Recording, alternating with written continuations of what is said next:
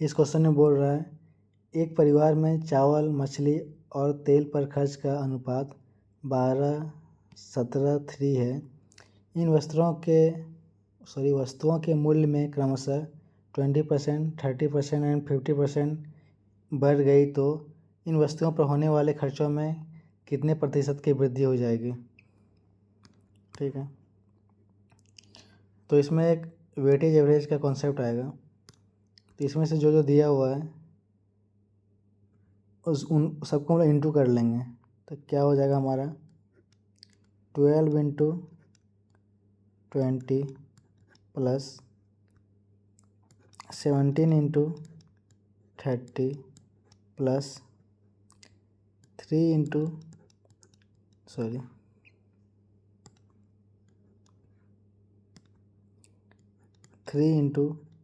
50 divided by 12 plus 17 plus 3, 12 plus 17 plus 3, तो यहाँ से हो जाएगा 240 प्लस 510 प्लस 150 डिवाइडेड बाय 17 3 20 12 32, तो यहाँ से हो जाएगा 0 0 900 बटा 32%, तो यहाँ आ जाएगा 4 32 1125। यहाँ से हमारा जाएगा 225/8%।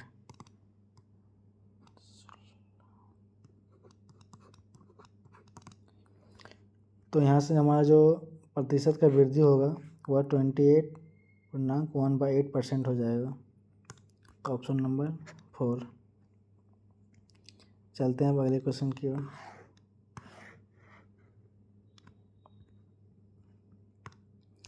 नौ व्यक्तियों में से 3 व्यक्ति प्रत्येक खाने पर 30 रुपये खर्च करता है। 9वां व्यक्ति औसत की अपेक्षा 20 अधिक खर्च करता है, तो सभी व्यक्तियों द्वारा खर्च कुल धन प्राप्त करें। ये जो क्वेश्चन यहाँ पे 3 व्यक्ति नहीं, यहाँ पे 8 व्यक्ति होगा। सॉरी, यहाँ पे 8 व्यक्ति होगा। यहाँ पे बोल रहा है 9 व्यक्तियों में 8 व्यक्ति प्रत्येक खाने पर 30 रुपया खर्च करता है। 9वां व्यक्ति औसत की अपेक्षा 20 रुपये अधिक खर्च करता है, तो सभी व्यक्तियों द्वारा खर्च कुल धन ज्ञात करें। तो मान लेते हैं जो सबको जो खर्च करता है उसका एवरेज मान लेते हैं हम लोग x है। तो बोल रहा है कि 8 व्यक्ति 30 रुपया खर्च करता है, तो यहाँ से हमारा आ जाएगा टोटल हो जाएगा 8 इंटू 30 प्लस जो 9वां व्यक्ति है वह औसत से 20 रुपया ज़्यादा खर्च करता है, तो औसत हमारा है x है प्लस 20। ये हो गया 8 व्यक्ति का, ये हो गया 1 व्यक्ति का। टोटल हमारा 9 व्यक्ति का हो गया, जो बराबर होगा average into total number of व्यक्ति, तो कितना हो जाएगा 9x। हम लोग इसको सॉल्व कर देते हैं, तो हो जाएगा हमारा 240 plus x plus 20 is equals to 9x।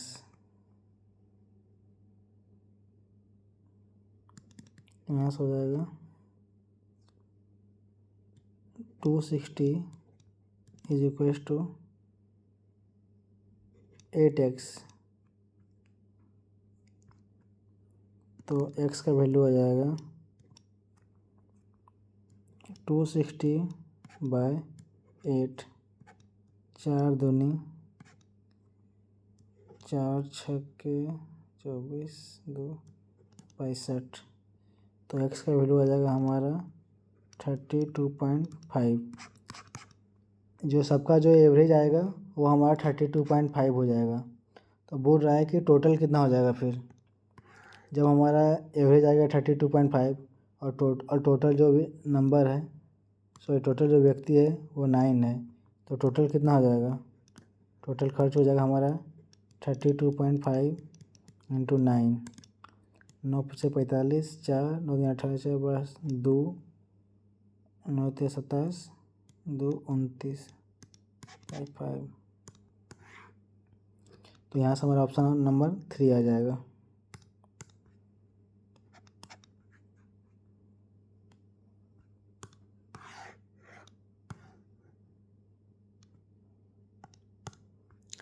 इस क्वेश्चन में बोल रहा है 36 किलोमीटर घंटे की गति से चल रही एक रेलगाड़ी एक खड़े हुए व्यक्ति को 10 सेकंड में पार करती है। बताए 55 मीटर लंबे प्लेटफॉर्म को कितने समय में पार कर पाएगी।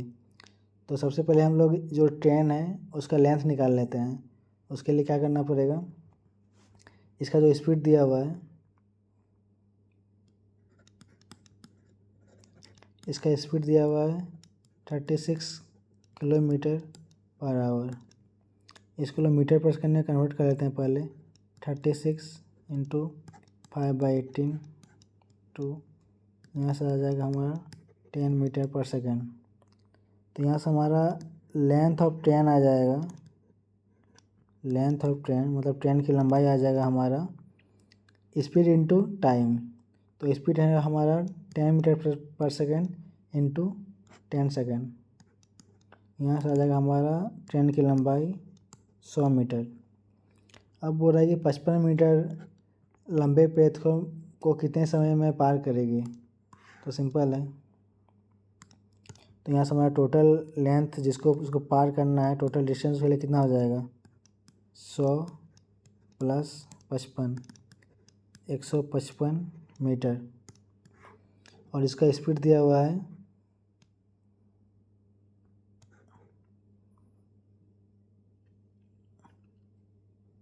और स्पीड है हमारा 10 मीटर पर सेकंड। तो टाइम हो जाएगा हमारा,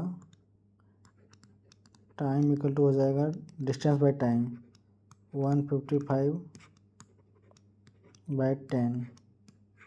तो यहाँ से आ जाएगा हमारा 15/15.5 सेकेंड, मतलब 15 हाफ सेकेंड। Option number 3। अब चलते हैं अगले क्वेश्चन की ओर। इस क्वेश्चन में पूछ रहा है 2.3 into 2.3 into 2.3 minus 1 divided by 2.3 into 2.3 plus 2.3 plus 1। तो इस क्वेश्चन को अगर हम लोग ध्यान से देखें, अगर हम लोग 2.3 को ए मान लें और 1 को हम लोग बी मान लें, तो हम लोग इसको लिख सकते हैं A cube minus B cube divided by A square plus A B plus B square.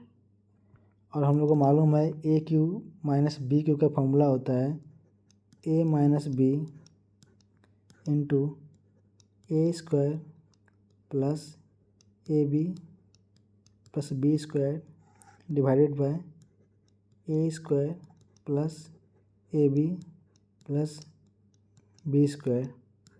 तो ये और ये कट जाएगा, तो फाइनली हमारे पास बचेगा ए माइनस बी, मीन्स कि 2.3 minus 1 is equals to 1/3। Option number 1। चलते हैं अगले क्वेश्चन की ओर।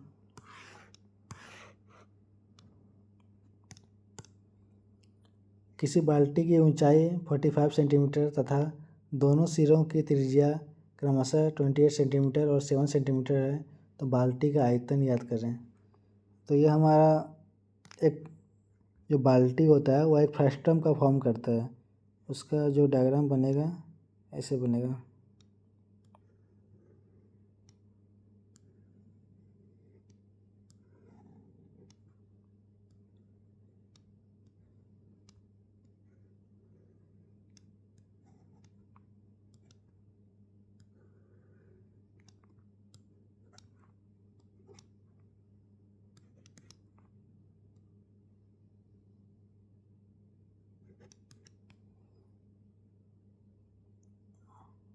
सॉरी उल्टा बन गया ये।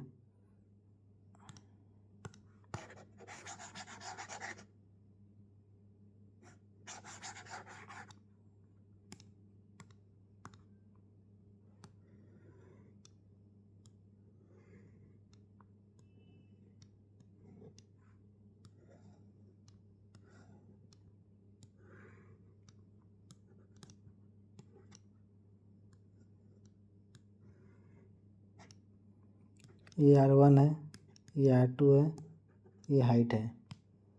R1 दिया हुआ है 28 सेंटीमीटर, R2 दिया हुआ है 7 सेंटीमीटर और हाइट दिया हुआ है 45 सेंटीमीटर।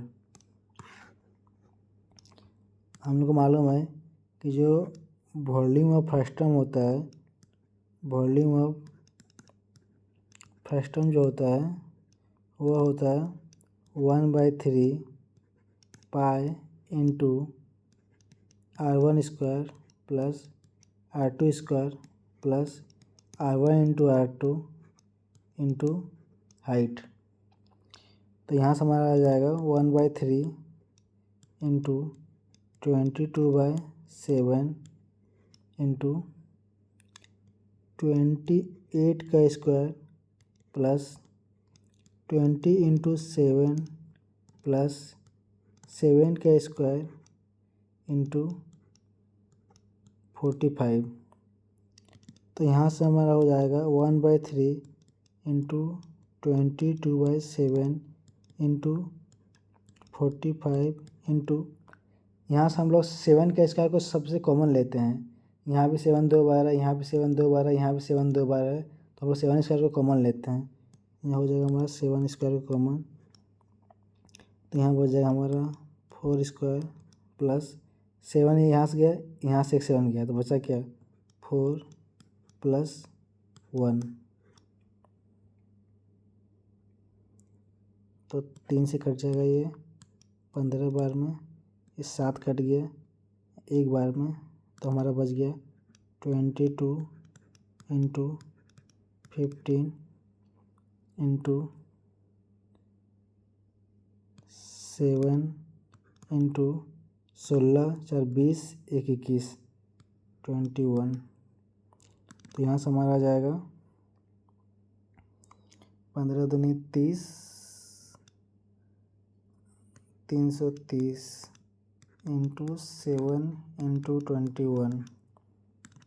इन दोनों कर लेते हैं 0 21 या 63 3 6 21 या 63 6 69 इंटू 7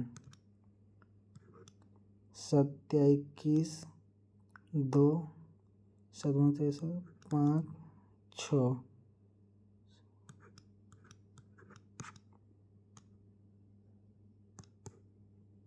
हमारा आ गया 48,510 सेंटीमीटर क्यूब। इसमें कुछ नहीं था, बस ये बाल्टी दिया हुआ था। जो बाल्टी होता है यह एक फ्रस्टम का फॉर्म बनाता है। तो फ्रस्टम का क्या होता है, एक R1 होता है, एक R2 होता है और इसका एक हाइट होता है। तो इसका फॉर्मूला होता है, वॉल्यूम ऑफ फ्रस्टम का फॉर्मूला होता है 1/3 into pi into R1 square plus R2 square plus R1 into R2 into height. यहाँ पे हम लोग को सबका वैल्यू दिया हुआ था, हम लोग सबका वैल्यू पुट कर दिए और हमारा आ गया 48,510 सेंटीमीटर, ऑप्शन नंबर 1। चलते हैं अगले क्वेश्चन की ओर।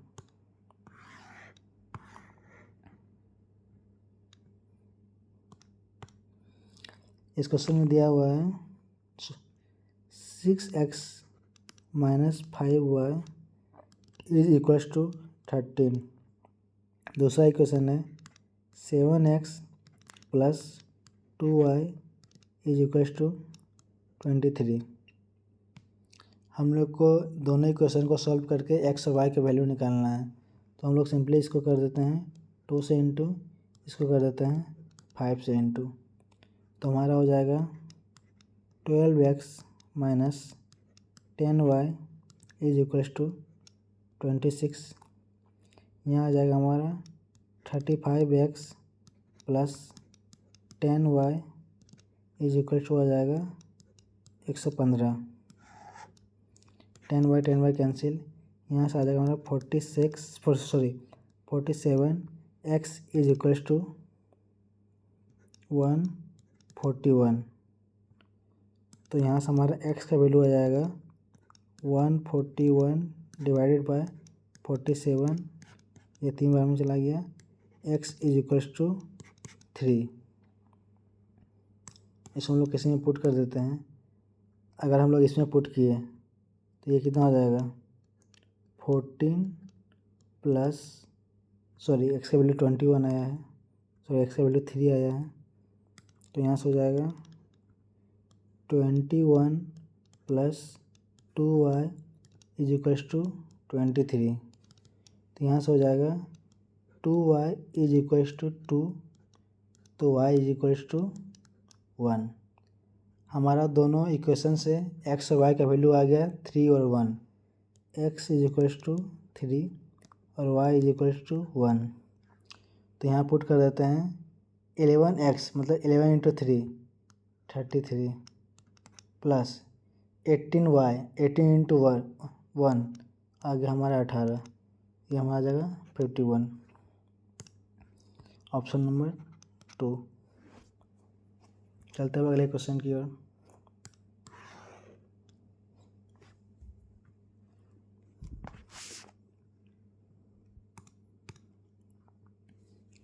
यहाँ पे दिया हुआ है x बराबर 12, y बराबर 4, तो x प्लस वाई का whole power x by Y. तो हम लोग सिंपली निकाल लेते हैं। निकालना है x प्लस वाई पे power x by Y. x का वैल्यू दिया हुआ है 12, y का वैल्यू दिया हुआ है 4, 12/4 3, यहाँ से आ जाएगा हमारा 16 पे पावर 3, 16 इंटू 16 इंटू 16 256 गुना 16, ये होता है 4096। Option number 3। अब चलते हैं अगले क्वेश्चन की ओर।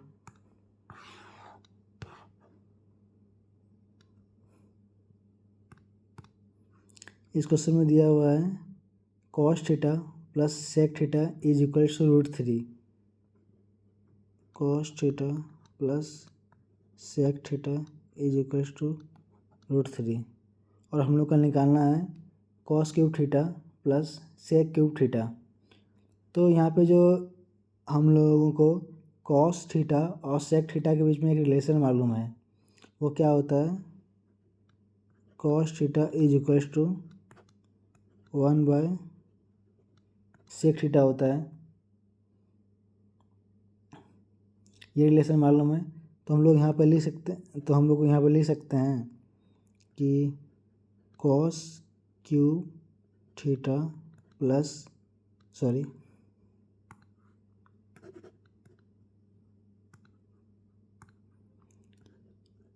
cos theta plus 1/cos theta is equal to √3 और हम लोग को वैल्यू निकालना है किसका cos cube theta plus 1/cos cube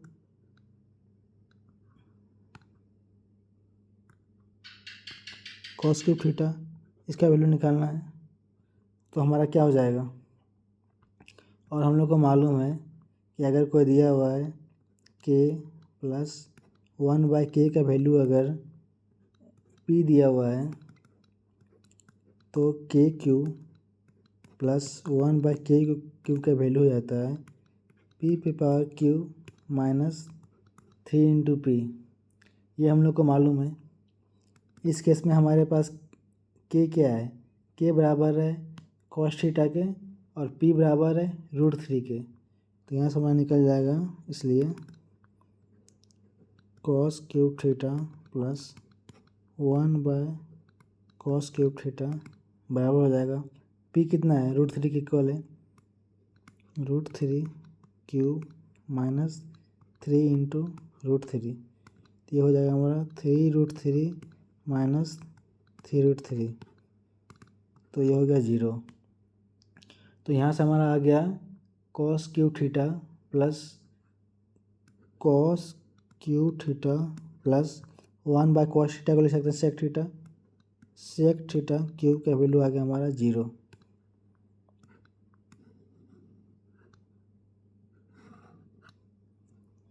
तो ऑप्शन नंबर 3। चलते हैं अगले क्वेश्चन की ओर।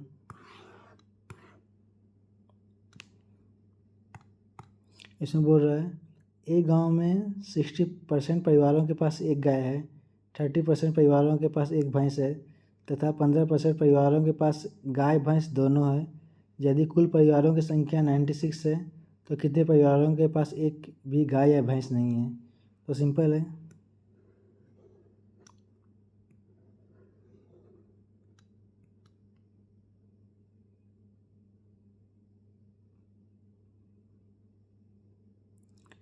ये मान लेते हैं काव का है,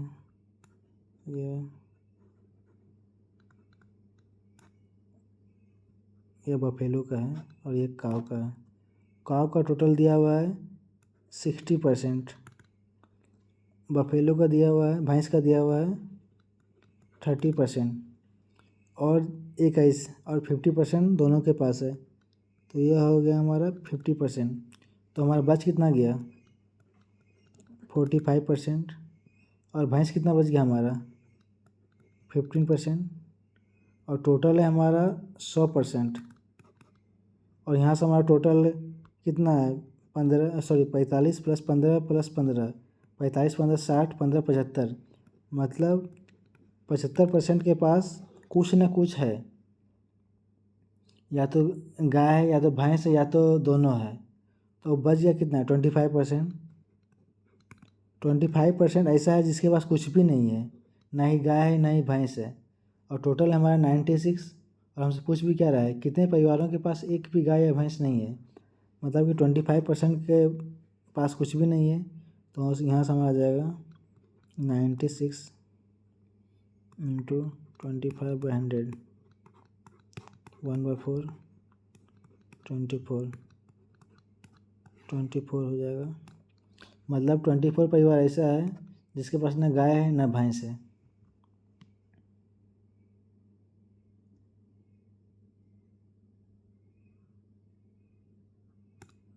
चलते हैं अगले क्वेश्चन की ओर।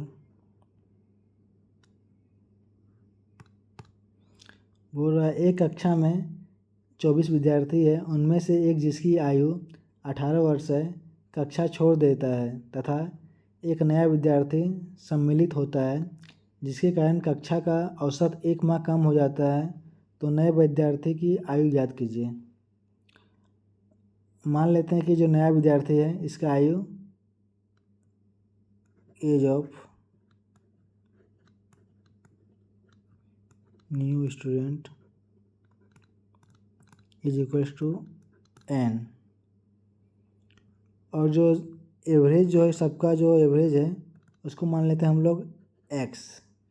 जो 24 विद्यार्थी है उसका जो एवरेज है उसको हम लोग x मान लेते हैं। तो टोटल कितना हो जाएगा, टोटल हो जाएगा हमारा 24x।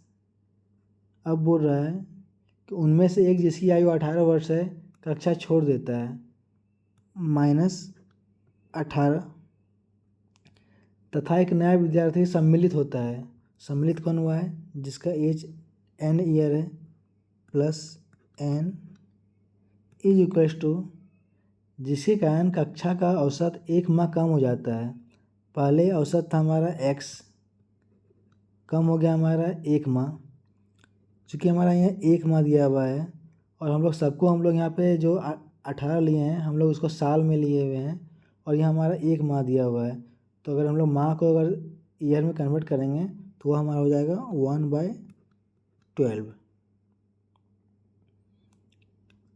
अब हो गया ये हमारा क्या हो गया, एवरेज हो गया कितने बच्चों का, 24 बच्चों का, 24। इसके बाद फिर से देखते हैं। यहाँ बोल रहा है कि एक कक्षा में 24 विद्यार्थी है, उनमें से एक जिसकी आयु 18 वर्ष है कक्षा छोड़ देता है, तथा एक नया विद्यार्थी सम्मिलित होता है, जिसके कारण कक्षा का औसत 1 माह कम हो जाता है, तो नए विद्यार्थियों की आयु ज्ञात कीजिए। तो हम लोग सबसे पहले जो नया स्टूडेंट है उसका आयु हम लोग n मान लेते हैं और एवरेज हम लोग x मान लेते हैं 24 बच्चा का। तो वहाँ से हमारा आ जाएगा 24 इंटू एक्स, टोटल एज निकल हो गया। अब बोल रहा है कि जिसका 18 वर्ष है वो छोड़ देता है, इसको छोड़ दिया। एक नया विद्यार्थी आता है जिसका एज n है, आ गया। उसके बाद बोल रहा है कि सबका जो एवरेज है वह 1 माह कम हो जा रहा है। तो हम लोग x जो पहले एवरेज था 1 माह कम हो गया, चूँकि ये माह में दिया हुआ है। हम लोग जितना भी कर रहे हैं ईयर्स में, इससे हम लोग माह को कन्वर्ट किए ईयर्स में, तो आ गया हमारा 1/12 इंटू 24 बच्चा है तो 24। इसको सॉल्व कर देते हैं। 24x minus 18 plus n is equals to 24x minus 2, ये कैंसिल, तो n equal to 18 minus 2 is equal to 16। जो नया बच्चा है उसका एज जो है वो 16 ईयर्स होगा। तो इसका एज हमारा, इसका जो एज है हमारा 16 ईयर्स आ जाएगा।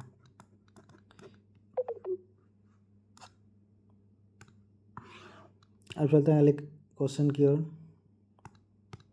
इसमें बोल रहा है एक रेलगाड़ी 80 किलोमीटर पर आवर की गति से चलते हुए एक निश्चित दूरी को 4.5 घंटों में तय करती है। अगर वही दूरी 4 घंटे में तय करनी हो तो औसत गति क्या होगी। तो सबसे पहले हम लोग डिस्टेंस निकाल लेते हैं, जो डिस्टेंस वो ट्रेवल किया है। डिस्टेंस हो जाएगा हमारा स्पीड इंटू टाइम। स्पीड दिया हुआ है 80 kilometre per hour into time दिया हुआ है 4.5, मतलब कि 9/2 आवर, 240 हो गया हमारा 360 किलोमीटर। अब बोल रहा है अगर वही दूरी को 4 घंटे में तय करनी हो, दूरी क्या निकल गया हमारा 360 किलोमीटर, उसको हम लोग को तय करना है 4 घंटे में, तो औसत गति मतलब कि एवरेज स्पीड। एवरेज स्पीड क्या होता है, total distance by total time. Total distance कितना है 360 डिवाइडेड बाय टोटल टाइम 4, 90, तो आ जाएगा हमारा 90 kilometre per hour, option number 4। चलते हैं अगले क्वेश्चन की ओर। इस क्वेश्चन में दिया हुआ है, पूछ रहा है 5.71 का क्यूब माइनस 2.79 का cube whole divided by 5.7 square plus 5.71 into 2.79 plus 2.79 का होल स्क्वायर।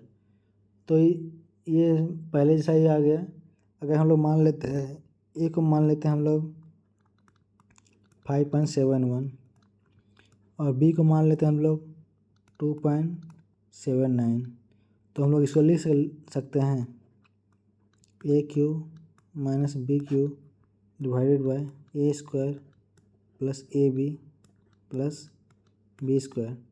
हम लोग को मालूम है इसका फॉर्मूला होता है A minus B into A square plus B square plus A B divided by A square plus A B plus B square. ये कैंसिल हो जाएगा, बच जाएगा ए माइनस बी। 5.71 माइनस 2.79, तो यहाँ से हमारा आ जाएगा 2.92, ऑप्शन नंबर 4। ये कुछ नहीं था, इसमें बस ए क्यू माइनस बी क्यू का जो फॉर्मूला होता है उसको यहाँ पे इम्प्लीमेंट करना था, तो हम लोग लिख दिए A cube minus B cube का जो फॉर्मूला होता है A minus B into A square plus B square plus A B divided by A square plus A जो दिया हुआ था A square plus A B plus B square, ये cut गया, जो बच गया हमारा 5.7 माइनस 2.79, तो आ गया 2.92, तो ऑप्शन नंबर 4 हो जाएगा। चलते हैं अगले क्वेश्चन की ओर।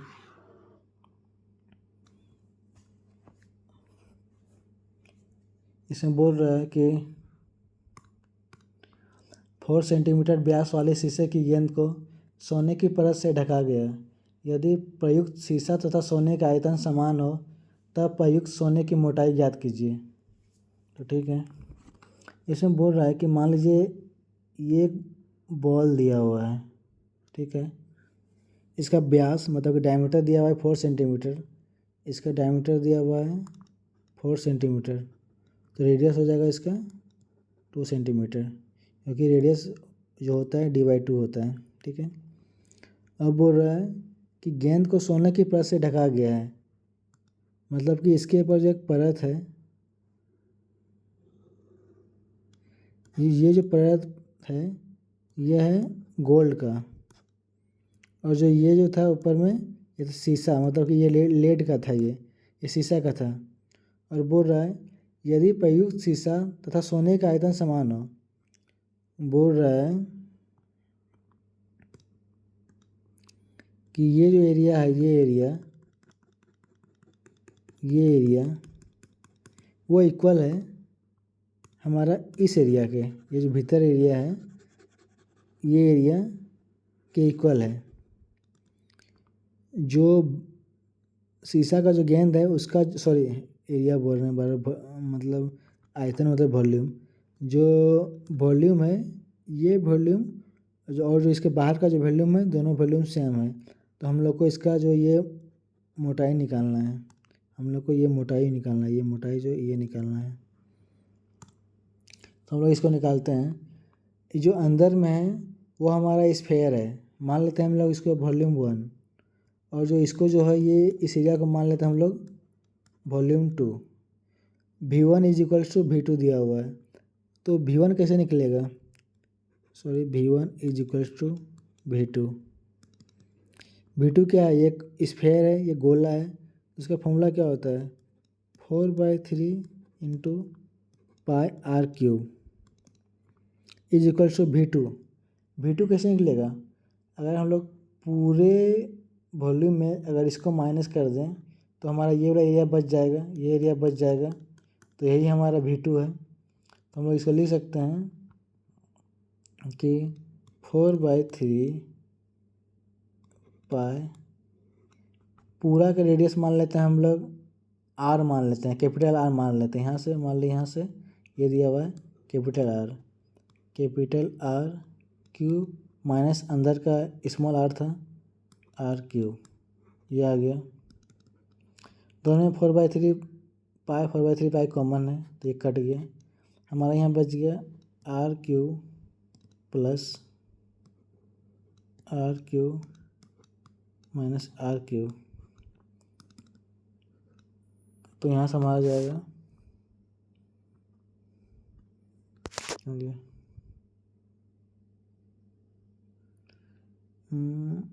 तो यहाँ से हमारा जाएगा 2R cube is equals to R cube.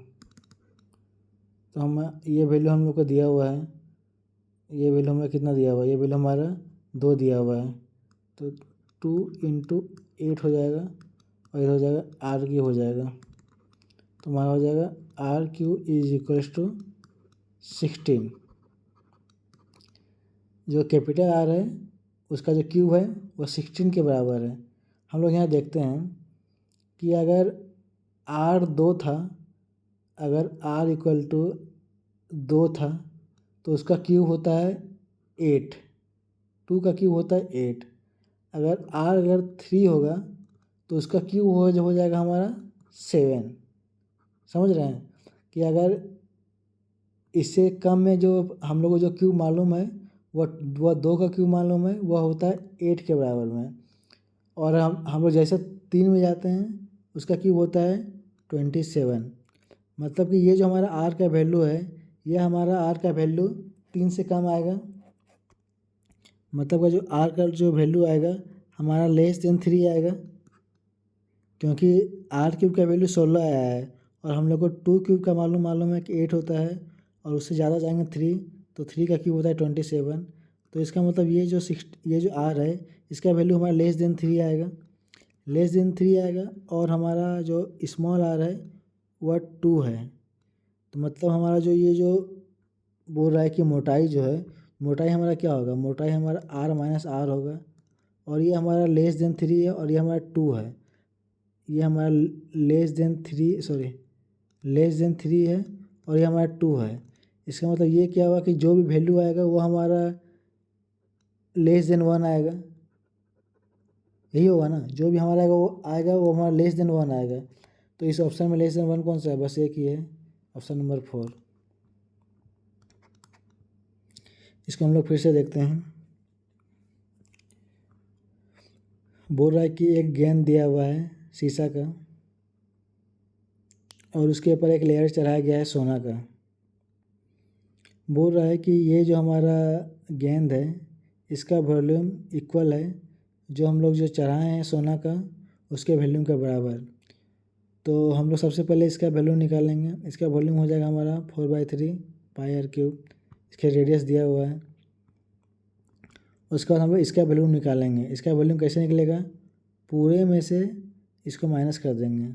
पूरे के रेडियस हम लोग माने r, तो 4/3 into r cube, sorry capital R cube minus small r cube. तो 4/3 पाई 4/3 दोनों में था तो इसको काट के हटा दिए। अब बच गया हमारा small r cube is equals to capital R cube minus r cube. तो यहाँ से हमारा एक इक्वेशन आया कैपिटल R क्यूब बराबर 16 आया। यहाँ से हम लोग देख रहे हैं कि अगर 2 होता तो 2 का क्यूब 8 होता है, अगर 3 होता तो 3 का क्यूब 27 होता है। मतलब कि r का वैल्यू कुछ भी आएगा वो हमारा 2 पॉइंट समथिंग ही आएगा, 2 पॉइंट समथिंग ही आएगा, ये कभी भी 3 नहीं होगा। तो उसमें से हम लोग क्या करेंगे, 2 पॉइंट समथिंग माइनस 2, तो वो हमारा वैल्यू 1 से कम होगा। जो थिकनेस होगा वो हमारा 1 से कम होगा। 1 से कम बस एक ही ऑप्शन है, ऑप्शन नंबर 4। तो हमारा 4 हो जाएगा। चलते हैं अब अगले क्वेश्चन की ओर।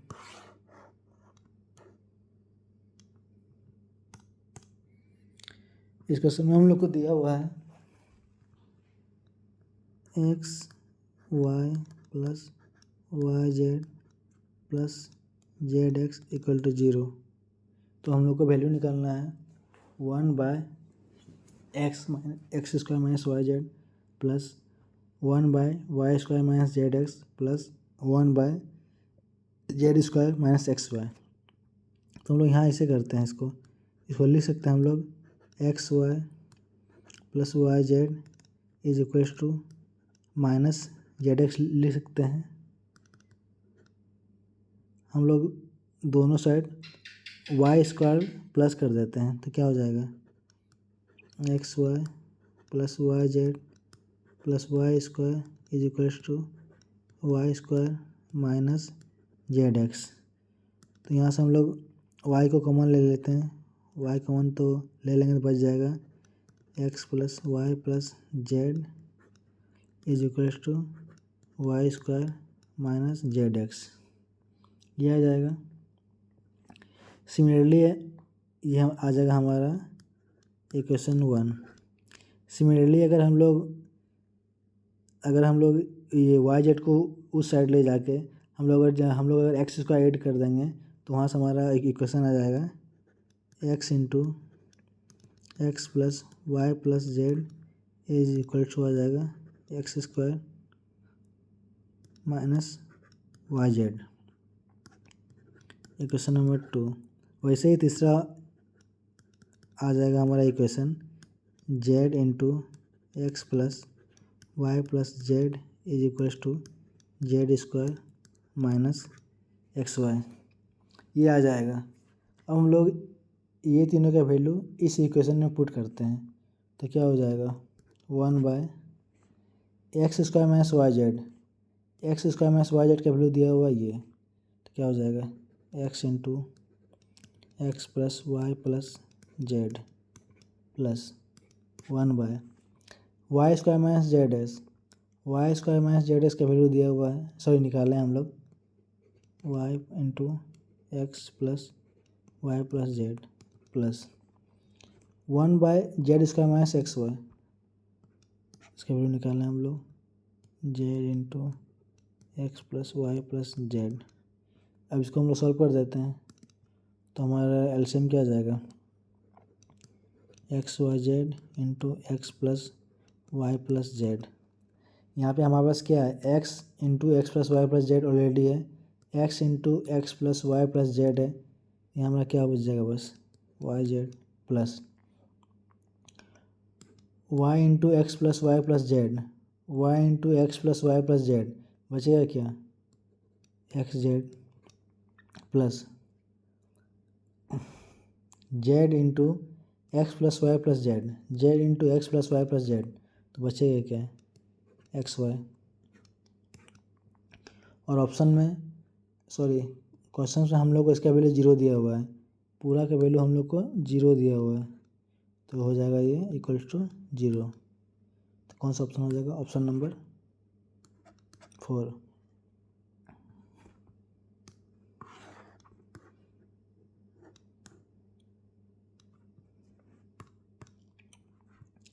यहाँ दिया हुआ a प्लस बी का वैल्यू 5 दिया हुआ है, तो हम लोग निकालना a माइनस 3 का 7 के whole power 7 plus b minus 2 पे का होल पावर 7। तो सिंपल है, इसमें हम लोग हिट एंड ट्रायल लगा सकते हैं। जैसे मान लीजिए अगर हम लोग a को अगर 3 मान लिए, b को 2 मान लिए, ये तो इक्वेशन को भाई सेटिस्फाइज कर जाएगा। तो यहाँ क्या हो जाएगा, 3 माइनस 3 पे पावर 7 प्लस 2 माइनस 2 पे पावर 7, तो यहाँ से तो हमारा 0 आ जाएगा। दूसरा लेते हैं हम लोग, यहाँ पे a का वैल्यू ले लेते हैं 4 और b का वैल्यू ले लेते हैं 1। अब निकालते हैं 4 माइनस 3 पे पावर 7 प्लस 1 माइनस 2 पे पावर 7, तो यहाँ से हो जाएगा 1 पे पावर 7, यहाँ पे हो जाएगा प्लस माइनस 1 पे पावर 7, ये कैंसिल 0। मतलब कि हम लोग यहाँ पे दो वैल्यू लिए a और b का, पहला बार लिए a का वैल्यू 3, b का वैल्यू 2, तो 0 आया। सेकंड बार लिए हम लोग a का वैल्यू 4, b का वैल्यू 1, तो हमारा 0 आया। मतलब क्या है, इसका जो आंसर होगा वो 0 ही होगा। ऐसा सब क्वेश्चन हिट एंड ट्राई लगा सकते हैं। चलते हैं अगले क्वेश्चन की ओर।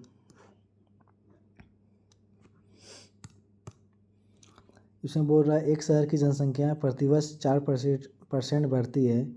यदि आरंभ में शहर की जनसंख्या 50,000 थी तो 2 वर्ष के बाद शहर की जनसंख्या क्या होगी। तो जब भी शहर की जनसंख्या बोले, पॉपुलेशन बोले, तो ये कंपाउंड इंटरेस्ट में बढ़ता है, ठीक है। तो यहाँ कितना है, हम लोग को रेट दिया हुआ है 4%। और हम लोग को मालूम है कि अगर 2 वर्ष का पूछा है तो इफेक्टिव रेट कितना हो जाएगा,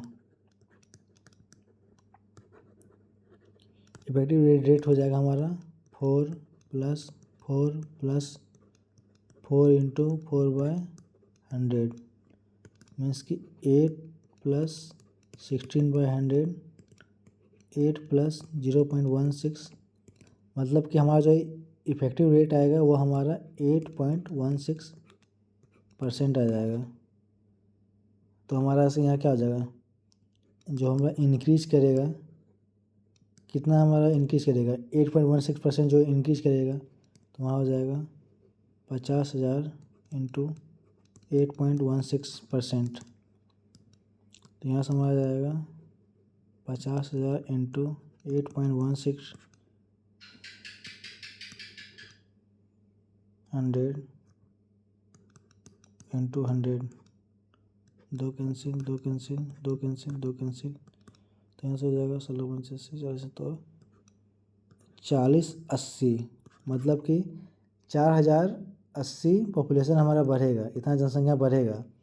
और पहले से था हमारा 50,000 और 4080 बढ़ा, तो टोटल कितना हो जाएगा, total increased population is equal to हो जाएगा 50,000 प्लस 4080, तो यहाँ से आ जाएगा हमारा 54,080। तो ऑप्शन नंबर 3। चलते हैं अगले क्वेश्चन की ओर।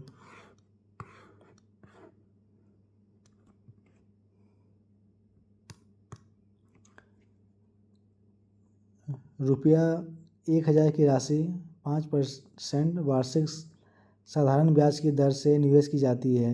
यदि प्रत्येक 10 वर्ष बाद ब्याज को मूलधन में जोड़ दिया जाए तब 2000 का मिश्रधन कितने समय बाद प्राप्त होगा।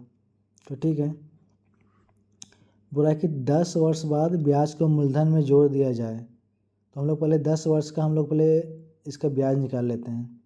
ब्याज मतलब यहाँ पे सिंपल इंटरेस्ट है, तो SI हो जाएगा 10 वर्ष में कितना हो जाएगा, क्या होता है, principal into rate into time by into 100, sorry principal into rate into time by 100।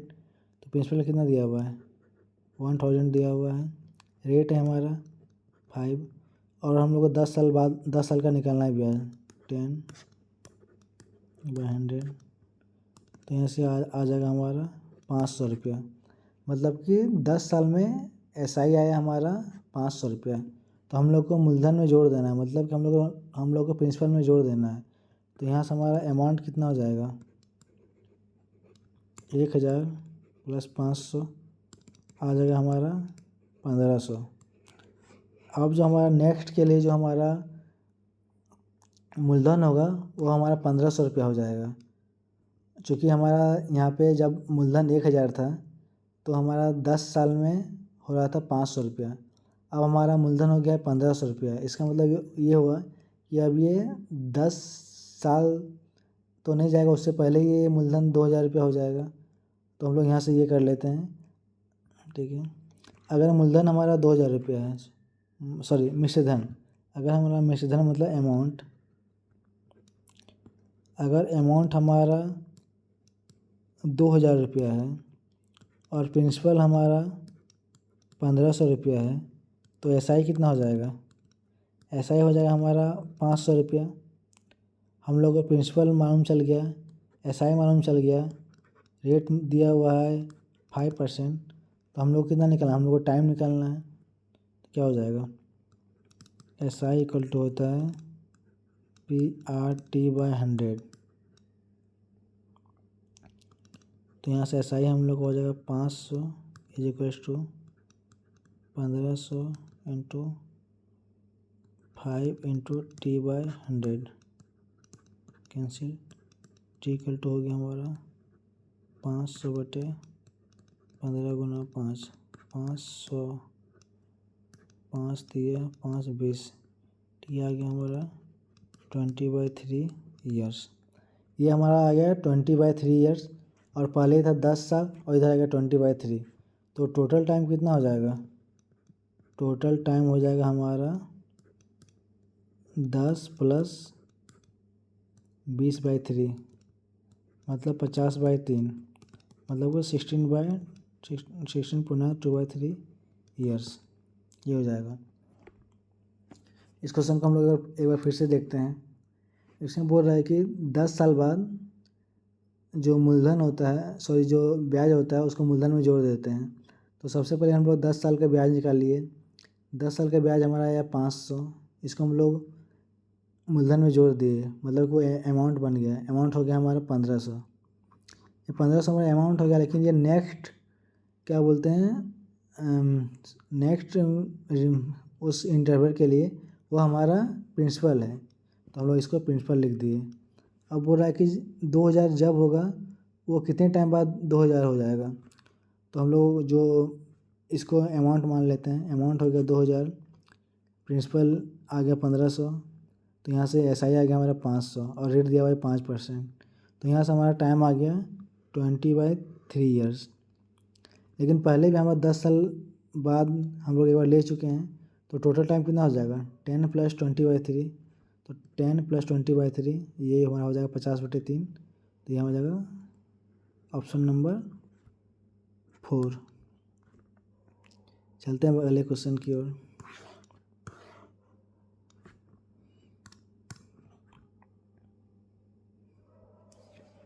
बोल रहा है एक रेलगाड़ी 10 किलोमीटर की दूरी 12 मिनट में तय करती है। यदि उसकी गति 5 किलोमीटर घंटा कम कर दें तो उसी दूरी को तय करने में लगा समय बताएं। तो सबसे पहले उसका स्पीड निकाल लेते हैं। फर्स्ट केस में उसका स्पीड कितना है, स्पीड है हमारा 10/12। ये हमारा किलोमीटर में है, ये हमारा मिनट में है। मिनट को हम लोग को कन्वर्ट करना है आवर में, तो डिवाइडेड बाय 60, तो ऊपर में लिख देते हैं हम लोग 60, 12×5 = 60, तो हमारा हो जाएगा 50 km/h। अब बोल रहा है यदि उसकी गति को 5 किलोमीटर घंटा कम कर दें तो हमारा जो स्पीड, जो दूसरा स्पीड निकलेगा, स्पीड 2 = हो जाएगा 50 - 5, तो यहाँ से हमारा आ जाएगा 45 km/h। तो बोल रहा है उसी दूरी को तय करने में लगा गया समय बताएं, तो डिस्टेंस तो 10 ही था, तो यहाँ से हमारा टाइम आ जाएगा 10/45। ये हमारा आवर में आएगा, इसको हम लोग कन्वर्ट कर देते हैं मिनट में, तो हो जाएगा ×60, 15 तिया 15 चौके, हो जाएगा 40/3 मिनट। हम लोग इसको सेकंड में भी कन्वर्ट करना है, तो हो जाएगा 13 मिनट, 1/3 मिनट, 13 मिनट। इसको हम लोग कन्वर्ट कर देते हैं सेकंड में, 1/3 × 60, तो हो गया हमारा 20, तो यहाँ से हमारा आ जाएगा 13 मिनट 20 सेकेंड, तो हमारा हो जाएगा ऑप्शन नंबर 2। चलते हैं अगले क्वेश्चन की ओर।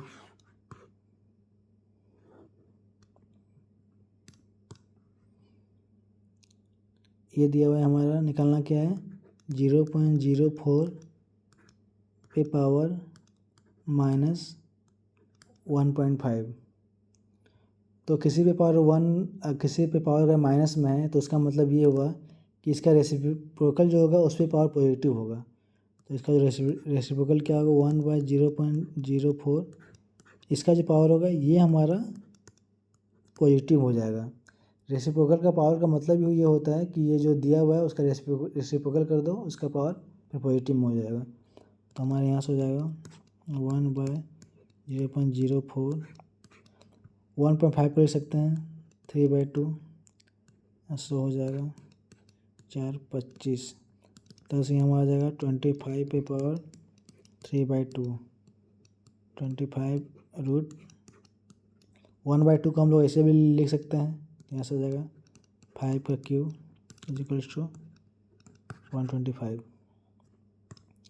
तो ऑप्शन नंबर 2।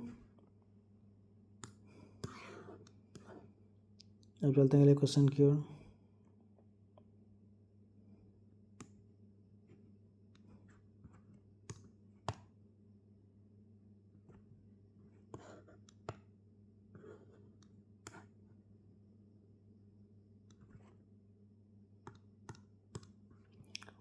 मान लें कि C1 और C2 एक त्रिभुज के अंतर्वृत्त तथा परिवृत्त है। त्रिभुज की भुजाएं 3, 4, 5 सेंटीमीटर है, तो C1 का क्षेत्रफल बाय C2 का क्षेत्रफल।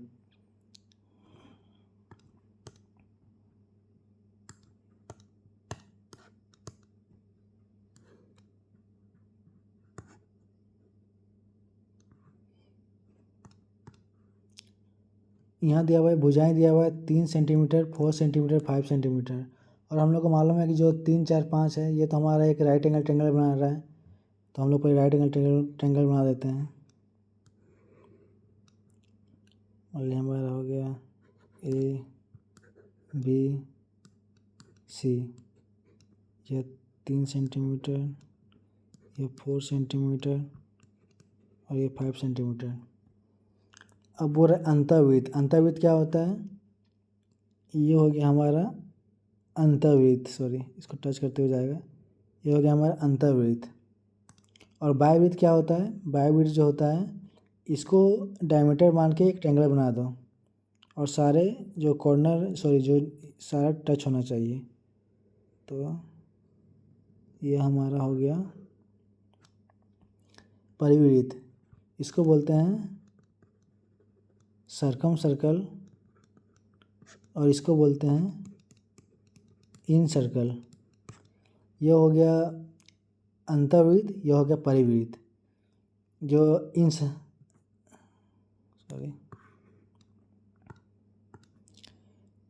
जो रेडियस होता है, radius of circum circle means कि जो बाहर का जो सर्कल दिया हुआ है उसका जो रेडियस का फॉर्मूला होता है वो होता है हाइपोटेनस बाई 2। जो परिवृत्त है, परिवृत्त का जो रेडियस होगा वो हाइपोटेनस बाई 2 होगा। तो हाइपोटेनस कितना है, 5 है, तो इसका फॉर्मूला हो जाएगा 5/2 सेंटीमीटर। और radius of in circle, radius of in circle means कि अंतर्वृत्त जो दिया हुआ है ये होता है इन दोनों का सम माइनस हाइपोटेनस डिवाइडेड बाई 2। तो हम लिख सकते हैं इसको लेंथ, सॉरी मान लेते हैं यहाँ क्या हो जाएगा, तो यहाँ से हो जाएगा 3 + 4 - 5/2। जो बेस होता है, जो हाइट होता है, दोनों का सम माइनस हाइपोटेनियस डिवाइडेड बाई 2। तो 7 - 5/2 आ जाएगा हमारा 1 सेंटीमीटर। और हम लोग को निकालना क्या है, C1 का क्षेत्रफल डिवाइडेड बाय C2 का क्षेत्रफल। C1 क्या है, C1 है अंतर्वृत्त, मतलब कि C1 जो है हमारा यह है। तो यहाँ से हमारा आ जाएगा A1/A2। सर्किल का एरिया क्या होता है, πr1² डिवाइडेड बाय πr2²। तो r1 पाई कैंसिल, r कितना है 1 है, 1 का स्क्वायर डिवाइडेड बाय r2 कितना है 5/2, 5/2 का स्क्वायर। तो हो जाएगा हमारा 1/25/4। तो यहाँ से आ जाएगा 4/25। तो ऑप्शन नंबर 2 हो जाएगा। सॉरी, ये था 2017 का जो JTET के लेवल 1 में का जो पेपर था उसका जितना मैथ्स का क्वेश्चन था सारा को डिटेल वे में सॉल्यूशन करवा दिए। अब जिसको भी किसी भी टॉपिक को चाहिए कि हाँ इस क्वेश्चन में समझ में नहीं आया या फिर इस टॉपिक को अच्छे से बताना है तो कमेंट में कर दीजिएगा, हम उसको डिटेल वे में फिर से बता देंगे। ठीक है, थैंक यू। और अगर वीडियो आप लोग को अच्छा लगे तो लाइक कर दीजिएगा, चैनल को सब्सक्राइब कर दीजिएगा और हो सके तो शेयर कर दीजिएगा। Thank you.